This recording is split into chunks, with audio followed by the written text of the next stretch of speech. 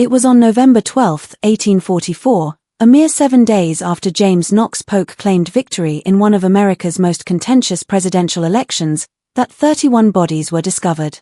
They were found floating face down in the Susquehanna River, near the Pennsylvania border. Each man bore identical markings, a crude X carved into his left palm, and in every hand, a waterlogged ballot was clutched, each one bearing the same candidate's name. Local authorities buried the story deeper than the victims themselves, claiming the men were victims of a riverboat accident that never occurred. For 180 years, the truth about what really happened in the remote township of Millfield has remained locked away in courthouse records that were supposedly destroyed in a convenient fire 3 decades later. But through recently discovered correspondence between a terrified county clerk and his brother, a conspiracy so disturbing it challenged the very foundation of American democracy has been revealed. Before we continue with the story of Millfield's blood-soaked election, I need you to do something for me. If you are fascinated by America's darkest historical secrets, hit that subscribe button and tell me in the comments which state you're listening from. Because what happened in Pennsylvania could have happened anywhere. In the autumn of 1844, America was caught in the grip of a political fever unlike anything the young nation had witnessed before. The presidential race between Democrat James Knox Polk and Whig Henry Clay had torn families apart, set neighbors against one another, and transformed quiet communities into ideological battlegrounds. This divide was more pronounced nowhere else than in the coal-rich valleys of central Pennsylvania, where over questions of territorial expansion, tariff policies, and the growing specter of slavery's westward spread, immigrant laborers clashed with established farmers. Millfield Township, nestled in the shadow of the Allegheny Mountains along the Susquehanna's eastern bank, exemplified this national tension in miniature. The community was home to roughly 400 souls, a community that straddled 2 distinct worlds. In the eastern half, prosperous German and Irish farming families were housed, their modest prosperity built on wheat, corn, and carefully tended livestock. These families, led by prominent landowners like Heinrich Zimmerman and Cornelius O'Brien, favored Clay's American system. Protective tariffs to shield their crops from foreign competition and federal investment in canals and roads to carry their goods to distant markets were what they wanted. The western portion of Millfield told a different story entirely. Here, around the Blackstone mine, a roughshod settlement had been established by newcomers from the coal regions of Wales and Scotland. This was a dangerous but profitable anthracite operation that had opened just 2 years earlier. Under the informal leadership of a fierce Welsh immigrant named Gwilym Perry, these miners supported Polk's promises of territorial expansion and lower tariffs. Their industry desperately needed lower tariffs to reduce the cost of tools and equipment. The town's small merchant class stood uncomfortably caught in the middle.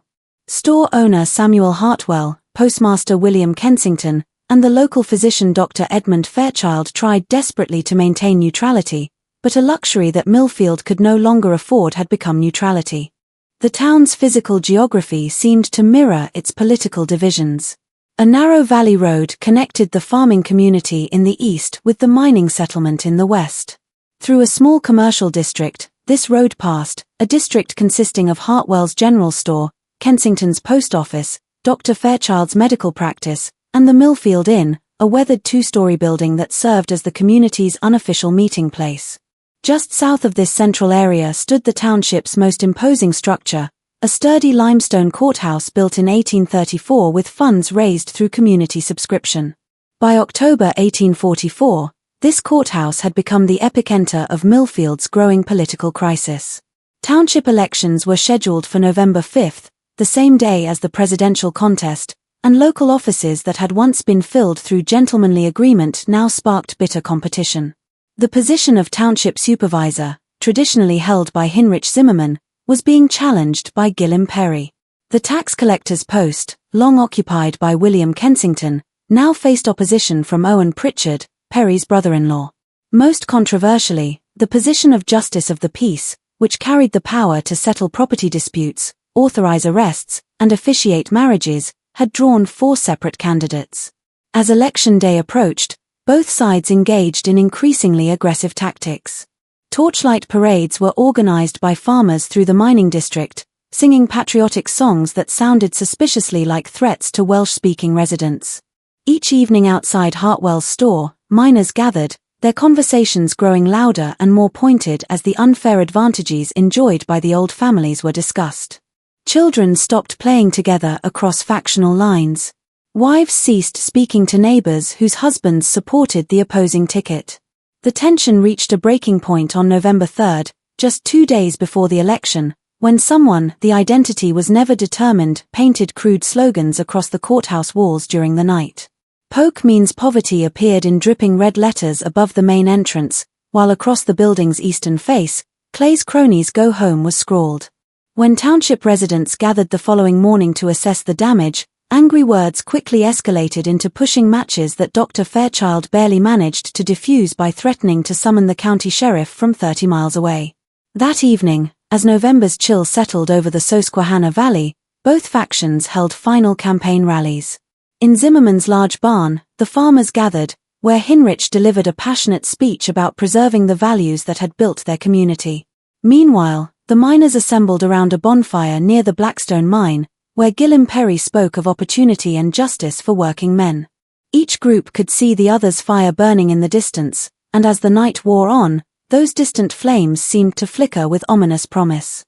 What none of them could have imagined was that within 72 hours, 31 members of their community would be dead, and the survivors would spend the rest of their lives wondering whether some secrets are too dangerous to keep and too terrible to reveal. November 5, 1844, dawned gray and bitter cold across central Pennsylvania. A thin layer of frost covered the Susquehanna Valley, and from the north, a persistent wind carried the scent of coming snow. Despite the chill, or perhaps because of it, both factions in Millfield Township rose early and prepared for what everyone understood would be more than a simple election. At sunrise, as required by Pennsylvania law, the courthouse opened for voting. Judge Ezra Hawthorne, a stern man in his 70s who had overseen township elections for nearly 2 decades, arrived to find both sides already assembled in the building's shadow. On the eastern side of the courthouse square stood Hinrich Zimmerman with his farming supporters, their breath forming small clouds in the frigid air as they spoke in hushed German and English. On the western side gathered Gillem Perry's miners, their coal-blackened faces grim beneath woolen caps, conversing in rapid Welsh that sounded like stones grinding together. With deceptive calm, the voting process itself unfolded. Pennsylvania's election laws required voters to cast handwritten ballots, which were then placed in a locked wooden box under the supervision of 3 election judges. In Millfield, these positions were held by Judge Hawthorne, Samuel Hartwell, and in a compromise that satisfied neither side completely, Thomas Brennan, an Irish immigrant who farmed a small plot near the township's southern boundary. Throughout the morning, men from both factions approached the courthouse in small groups, cast their votes, and departed without incident. The tension was palpable but controlled, like steam building pressure in a closed kettle. From windows and doorways, women and children watched, forbidden by law from voting, but deeply invested in the outcome. Even the township's dogs seemed to sense the atmosphere, staying close to their owners' heels and avoiding the courthouse square entirely. At precisely noon, when Judge Hawthorne called for a brief recess to allow the election judges to take their midday meal, a commotion erupted from the direction of the Millfield Inn. Into the square came stumbling Owen Pritchard, Gillem Perry's brother-in-law and candidate for tax collector, his face blooded and his coat torn.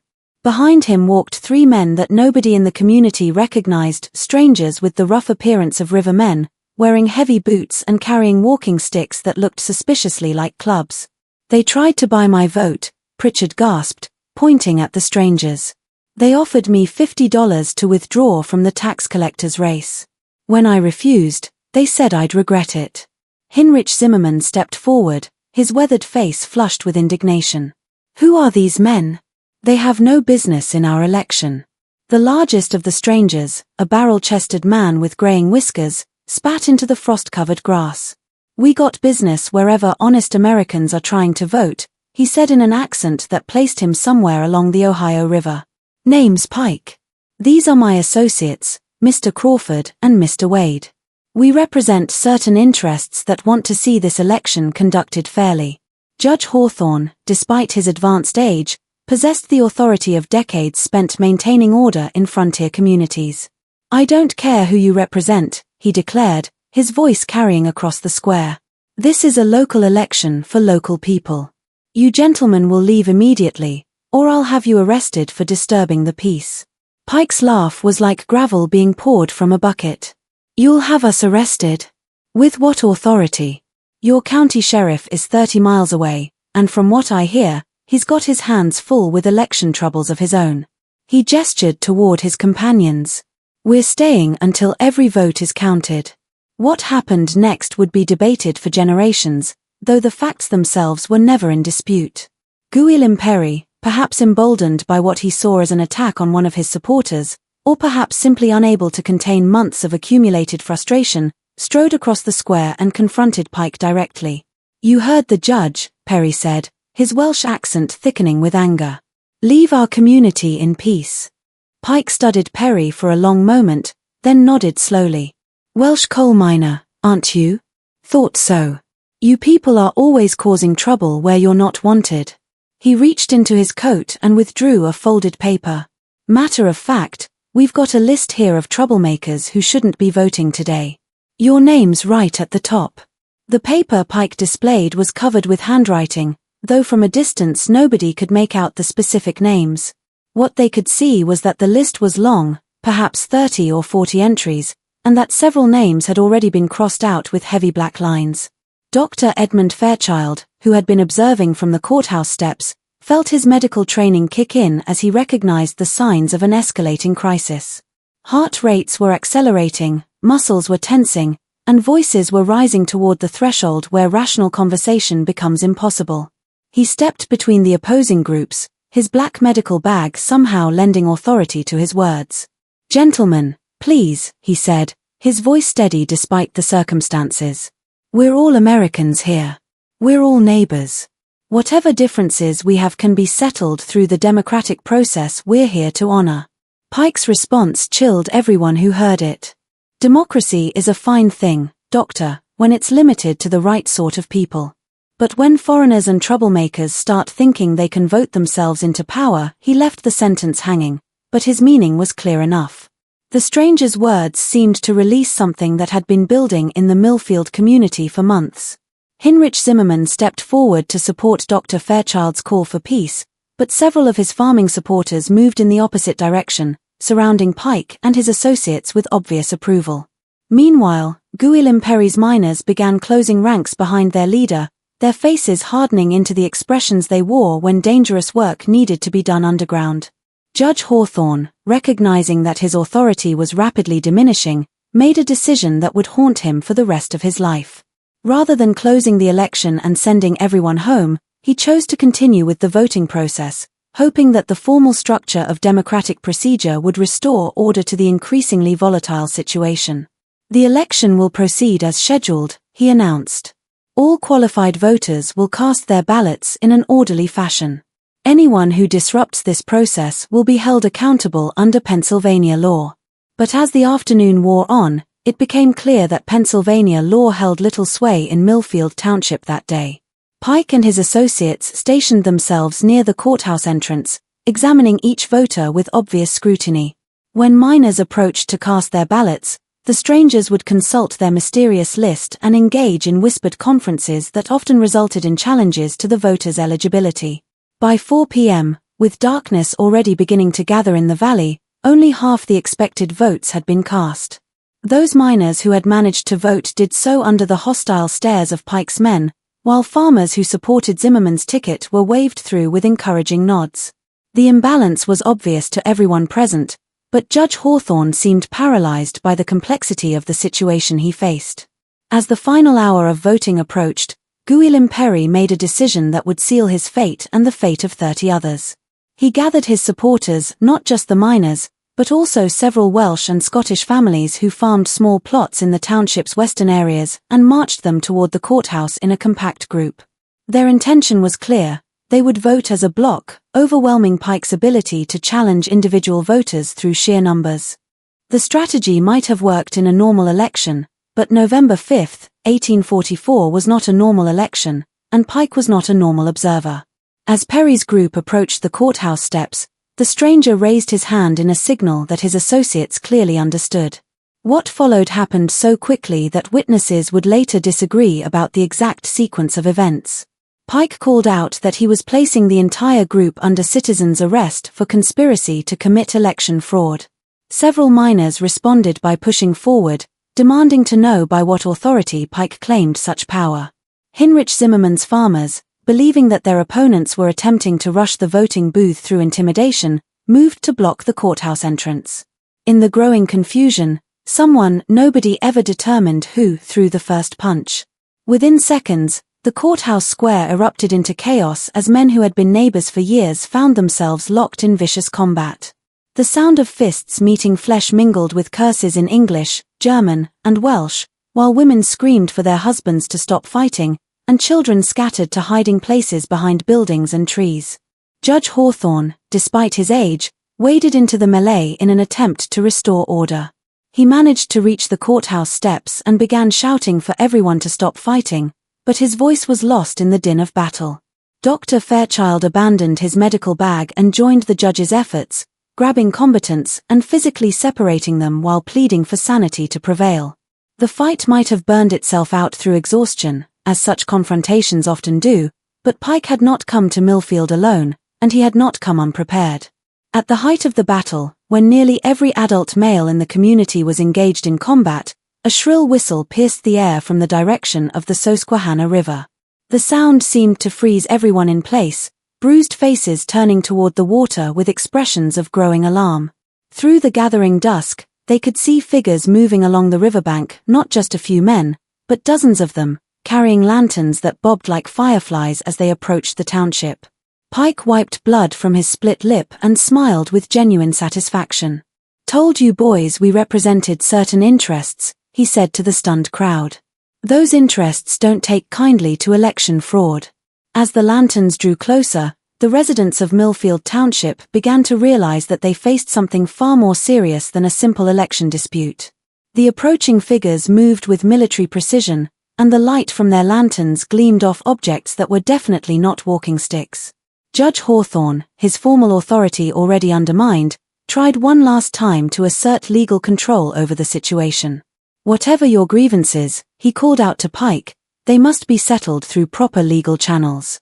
I'm ordering you and your associates to leave this community immediately." Pike's response would be remembered by every survivor for the rest of their lives. "Judge," he said with mock respect, "your court's been adjourned."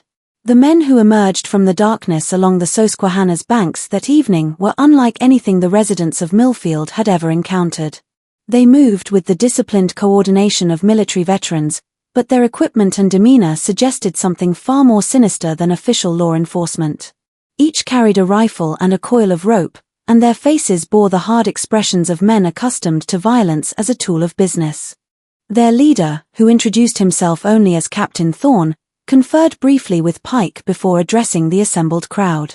His voice carried the authority of someone who had commanded men in battle, though his uniform belonged to no recognized military organization. "Citizens of Millfield," Thorne announced, his words cutting through the cold November air like sharpened steel, "we have evidence of extensive election fraud, conspiracy against lawful government, and seditious activities designed to undermine American democracy. Under the authority vested in me by concerned patriots, I hereby declare this township under provisional supervision until proper order can be restored." The residents of Millfield exchanged glances of growing panic. Heinrich Zimmermann, despite the blood trickling from his nose, stepped forward to challenge this extraordinary claim. "By what legal authority do you make such a declaration? We are citizens of Pennsylvania, operating under the laws of this Commonwealth and the United States Constitution." Captain Thorne's smile was colder than the November wind. "The Constitution protects American citizens, Mr. Zimmermann. It does not protect those who would subvert American institutions through fraud and violence." He gestured towards several of his men who began unrolling what appeared to be an official document. "We have sworn affidavits from reliable sources indicating that foreign agitators have infiltrated this community for the purpose of manipulating election results." The document Thorne's men displayed was impressive in its official appearance, complete with elaborate seals and signatures. From a distance, it certainly looked like a legal warrant, though Judge Hawthorne noted several irregularities that suggested forgery. However, with armed men surrounding the courthouse square, challenging the document's authenticity seemed both futile and dangerous. Dr. Edmund Fairchild, whose medical training had taught him to remain calm in crisis situations, attempted to negotiate a peaceful resolution. Captain Thorne, surely any concerns about election irregularities can be addressed through proper legal channels. Our county seat has qualified officials who can investigate any allegations and ensure that justice is served. Thorne's response revealed the true nature of the threat facing Millfield Township. Doctor, the corruption we're addressing extends far beyond this little valley. County officials, state officials, even federal authorities have been compromised by the same foreign influences that have taken root here. We represent citizens who refuse to stand by while their country is stolen from them. The implications of this statement sent a chill through everyone present. What they faced was not merely a group of election observers or even ordinary criminals, but rather organized vigilantes who believed themselves to be operating above and beyond existing legal authority. Such groups had appeared sporadically throughout American history during times of political crisis, but Millfield's residents had never imagined they would encounter such extremism in their own peaceful valley. Gwilym Perry, despite the obvious danger, refused to be intimidated. His years of dangerous work in coal mines had taught him that sometimes the only way to survive was to face hazards directly. "You speak of foreign influences," he said, his Welsh accent more pronounced under stress, "but I see nothing here but American citizens exercising their constitutional rights. If you have specific accusations, present them to proper authorities. Otherwise, take your men and leave our community in peace." The confrontation that followed would be seared into the memory of every witness. Captain Thorne studied Perry with the calculating gaze of a predator evaluating prey, then nodded to Pike, who consulted his mysterious list once again. Gwilym Perry, Pike read aloud, native of Wales, arrived in United States 1841, employed at Blackstone Mine, suspected of organizing foreign workers against American interests, advocating for policies that would benefit hostile foreign powers. He looked up from the document. "That sound accurate to you, Perry?" The Welsh miner's face flushed with indignation. "Every word of that is either false or twisted beyond recognition. I came to this country legally. I work honestly for my wages and I vote according to my conscience, as is my right as a naturalized citizen." Captain Thorne's response chilled everyone who heard it. "Rights are earned through loyalty, Perry. They can also be revoked." What happened next unfolded with terrifying efficiency. At Thorne's signal, his men began separating the crowd according to some predetermined criteria. Farmers who had supported Zimmerman's ticket were directed to move toward the eastern side of the courthouse square, while miners and their supporters were ordered to gather near the western edge. Anyone who protested or questioned this process was met with rifle butts and stern warnings about resisting lawful authority. The separation revealed the true extent of Pike's list. 31 men found themselves isolated from their families and neighbors, standing under the watchful eyes of Thorne's armed guards. The group included not only prominent miners like Perry and Pritchard, but also several small farmers who had supported the Democratic ticket, a few merchants who had expressed sympathies for Irish and German immigrants, and even Thomas Brennan, one of the 3 election judges. Judge Hawthorne, despite his age and the obvious danger he faced, attempted to assert his legal authority one final time. "Captain Thorne, I cannot permit this illegal detention of American citizens. As a duly appointed judge of this township, I order you to release these men immediately." Thorne's response demonstrated the complete breakdown of legal authority that his presence had precipitated. "Judge, your appointment came from a corrupt system that we no longer recognize. These men are being detained pending investigation of their subversive activities."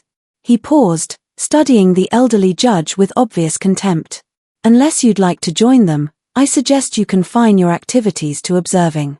The threat was unmistakable, and Judge Hawthorne found himself facing the most difficult decision of his long career. He could continue to assert his legal authority and almost certainly be arrested or worse, or he could step aside and allow these vigilantes to proceed with their illegal actions. The choice was made more complicated by his awareness that resistance might endanger not only himself, but also the women and children who remained in the square.